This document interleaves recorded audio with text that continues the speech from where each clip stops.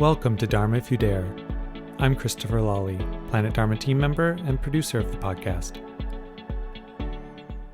In today's talk, taken from their course Beyond the Cushion, delivered in the early days of the pandemic, Doug Qapel Duncan and Catherine Pawasarat Sensei explore the idea of the modern monastery. They explain what traditional aspects of the monastic model are being carried forward, and what new approaches and structures are being introduced to make the model relevant and effective in these times and beyond. Qapel and Sensei discuss how they are working with students in community at Clear Sky Center, as well as virtually, to bring these approaches and structures into focus through the idea of a living lab. They touch on the topics of Dharma training, Karma Yoga, study, and other modalities to help support people's spiritual awakening.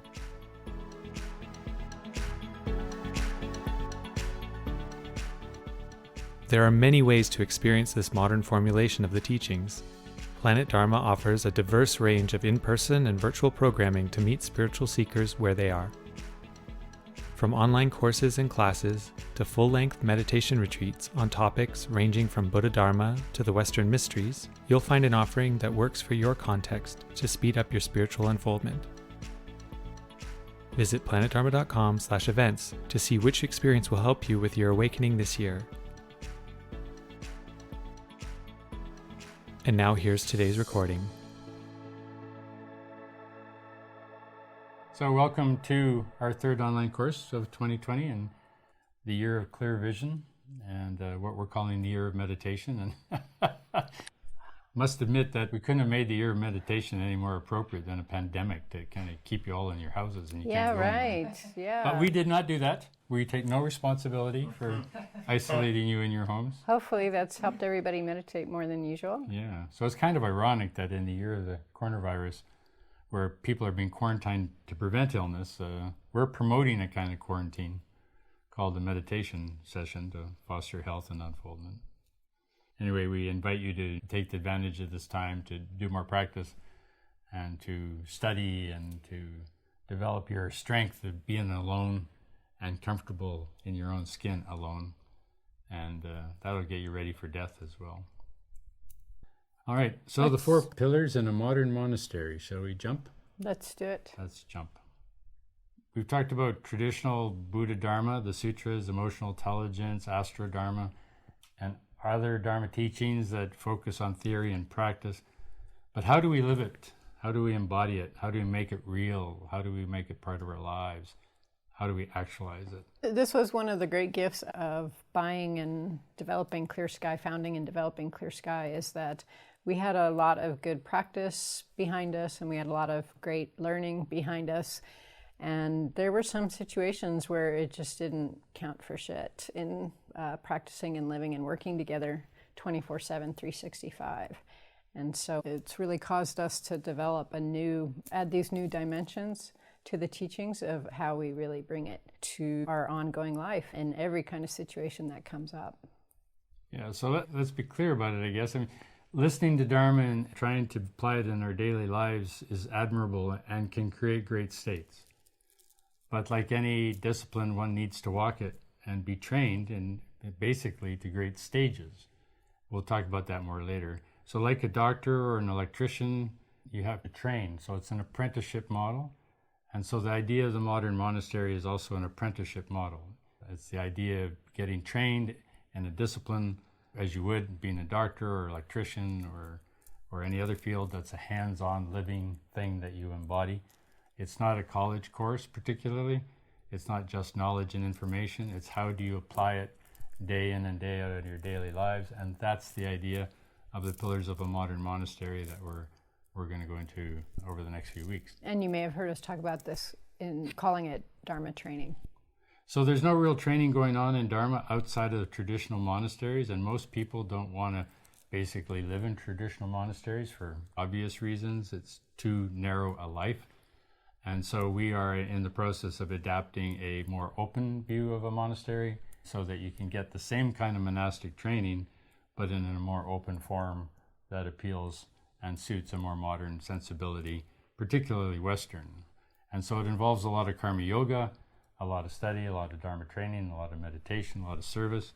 in order to strengthen the muscles and build the muscles, you need to embody it beyond just the intellectual knowledge. And so it's our offering that helps lead that discussion forward. And of course, it's always subject to revision. Right. So this is an important point. This is a very living, it's constantly evolving. And when a challenge crops up, then we have to figure out a way to adapt how we practice and live and work together in order to learn how to transcend these challenges. So always a work in progress. And that's what makes it sometimes frustrating, like, why can't we just figure it out? But it also makes it very exciting. Okay, so what is a modern monastery? What do we mean when we talk about a modern monastery? Well, we're embodying that concept here at Clear Sky together with everybody who's living on site and people who come and stay with us for extended periods of time. So we consider that there are 4 pillars to a modern monastery, and we'll talk about those in a minute. But first of all, what makes a modern monastery modern? Well, we may still have a career. We may still have a personal life. Touches intimate relationships. We have an interactive, supportive community, which is some in person and some long distance, some virtual. We can have an interactive and supportive community that might also involve going dancing, having a glass of wine, watching the odd movie. Starts to sound like, what do you mean by monastery? Singing karaoke. Singing karaoke, charades. The modern monastery is more about how you engage in your life, more than the rules that you're following. So what is it that qualifies it as a monastery? It is that everybody who is together on site is dedicated to awakening, and in our case, awakening in this lifetime. Or virtual. So it's about a community of people dedicated to awakening first and foremost, and sharing and practicing and living in relationship to other people that are doing the same thing with the same intensity or the same focus, whether they're in a physical situation like Clear Sky, or whether they're joining virtually through online classes, online study, online practices, and even online retreats, which is a new twist in the pretzel. Mandala, right, in the pretzel, right. So this is an important point. We talk about Clear Sky as a physical place and a physical modern monastery. And we've also talked a lot about developing a virtual monastery because we know that not everybody can or wants to live here. And that's a different kettle of fish, but the idea is that Clear Sky, we try to develop it so that we create a culture, we create a container, and our desire is that when people come here, they can be immersed in that and then take that back to where you live and the Sangha where you are and spread the benefits of what you've learned and experienced here. They're kind of like a yogurt culture or a kefir culture.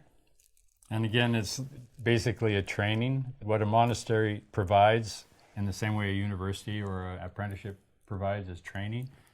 So the training is very much how do we train virtually and how do we train online and how do we train in person?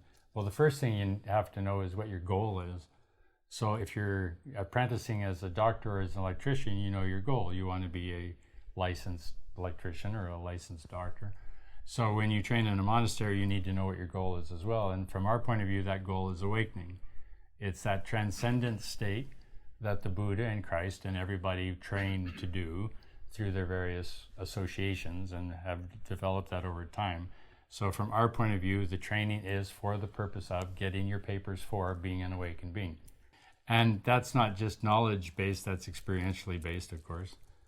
And so this will be the aim or intent of a living monastery. So we can talk about different kinds of training. Traditionally, the training in North America and Europe in the last 60 years, since the 1950s or 40s, has been what we would call drive-by training, that you have a teacher, you see them occasionally, and they point out to you not only the teaching in terms of its theory and practice, but also they point out personal or individual characteristics that are tripping you up, sometimes known as conflicting emotions or primitive views, in the sense that views that get you in trouble with yourself in terms of being in a good state. That's spontaneous and that's periodic, when you're with your teacher or Sangha members and when it arises. And people can help that arise by, for example, having an interview with teachers. My teacher, Namgyal Rinpoche, taught about 90% drive-by training. You got the training when you were with them, and then you went home and you applied it as best you can without any real structure except your practice or your study to do that. But there was no real feedback in community because there wasn't any community. So you never really got called on where your underwear was showing in terms of your Dharmic practice. By your Sangha members? By your Sangha member. There's also Rinpoche was not real strong on questions and answers. Not a lot of elaboration if you didn't understand. Yeah, he left it to you to figure it out. And that was the time he lived in, and that's the time Chögyam Trungpa lived in. Chögyam Trungpa worked a little bit more at community, but he died awfully young.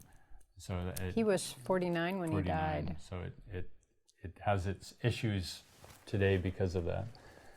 And then there's another kind of training. So another kind of training, it works very well together with Karma Yoga. Karma Yoga is also translated as service. So if someone is doing service or Karma Yoga either for the teachers or for a Sangha member over a period of time, say it's an ongoing project, then that creates a container for the different patterns and views to arise in and for them to be addressed on an ongoing basis. And that's what we call Dharma training. So this is kind of how we're working it at the moment. You come in for a few months, and so various people have spent time here in this sort of organizational new training of Karma Yoga and service, which we consider to be fundamental to maturing the Dharma in the 21st century. It's the missing piece that hasn't showed up till now, and so here we go.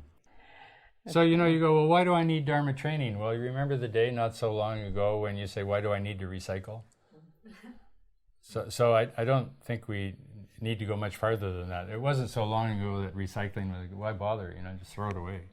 And so now with the world being the way it is, you say, well, recycling is really necessary. So from our point of view, Dharma training is more important than recycling and, using scarce resources carefully and basically limiting the extent of your appetites by way of consumerism and overpopulation to try to create a healthy balance on the earth ecologically, but also to create a healthy relationship between people in terms of our social structures, which needs vast help because of capitalism, which has basically fractured them.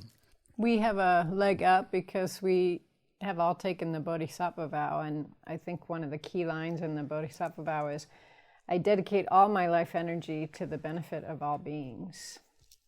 And so what does that look like? It's such a nice concept, but what does that really look like on a day-to-day basis? And that's what we experiment with here. And that's when community becomes really important, because we can sort of sharpen our swords or temper our steel in answering that question better and better all the time.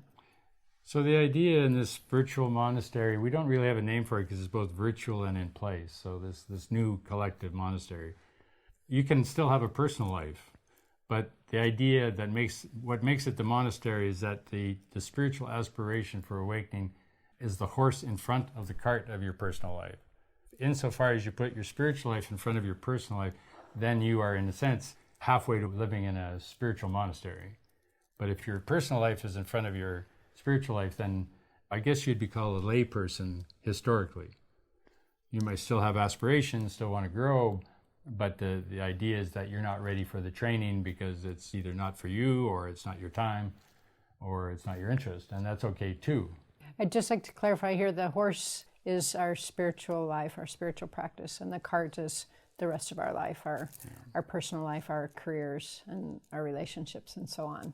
So as long as the horse, the spiritual life, is leading the rest of our lives, then things should work out well. So this doesn't mean you can't have personal ambition, but the idea of your personal ambition is it's in service of the Bodhisattva Vow. It's in service of trying to make the world a better place and working in such a way that it has a framework and a structure to make that happen. The problem right now is that everybody's fractured in their own corners, and we can't really bring that power together because there's no structure to hold it, the framework. And so the purpose of the monastery is to get people being able to function as a group of people with a strong base like the Catholic Church was, or like the Buddhist Church was in the days, to transform the society towards those goals. But if everybody's out on their own doing their own thing, it doesn't have enough stickiness or cohesion to counterbalance the downsides of capitalism. So this is why we're pushing this one so much. That's right. So what does this mean? Historically, when you joined a monastery, you gave up earning your individualistic money, you gave up nuclear family, you gave up children, you gave up a personal life, you withdrew from the world, you didn't go to shows or entertainments or festivals, you worked on a schedule determined by the organization. You gave up your hobbies. Hobbies came second. You gave up coming and going as you like. You gave up a lot of control in a traditional monastery. So what do we say the modern monastery might look like? This is more like the Sangha becomes more like a family, as well as friendships and sometimes intimate relationships. In terms of loving kindness, we may have special relationships, people that we're closest to or most intimate with, but in terms of our loving kindness practice, loving kindness extends to everyone equally, and that's a practice. And so no one person is more important or more valuable than another. That's central to a monastic tradition. We also really practice that it just doesn't work for us to put refuge in another person, whether that person is our partner or our teacher even, because our refuge needs to be in the triple gem, in the enlightened mind itself. The teacher might be a representative for that, but having refuge in the person of the teacher is really a mistake. Our refuge needs to be in the enlightened mind, which is just kind of renting space in a person's body. It doesn't belong to any person. It's everywhere. I like that. Renting space in a person's body. Got a house for rent. Maybe we put a sign in your head, get house for rent, Buddha's welcome, or fully awakened beings welcome or something. Anyway, entertainment becomes infrequent rather than the appetite. Your entertainment becomes occasional rather than your entertainment being the major part of your life when you're not working. We work for a common good and a goal and a common schedule, but that your career path, whatever that is, feeds and supports that rather than being in conflict with that. Yeah, mutually supportive. This will take years to develop, but we start now. Yeah, it does take years to reconcile that, but it works, and it's exciting to see it working. And then personal interests become part of the path. So if you have a particular interest in, say, macrame, then macrame becomes a craft that serves the monastic community, or maybe you have an interest in golf. For example. And then you use golf as, if you happen to be a teacher, you use golf as a teaching vehicle more than you use it as a game. And I can prove to you that my game does much worse when it's a teaching vehicle than it does when it's an entertainment. But we'll leave that aside. And time away is scheduled. In other words, it's not like you have time scheduled to come to Dharma and participate. Your time away is scheduled. So that the Dharma life is, again, the horse, and your time away is the scheduled part where you take that into the world and share it.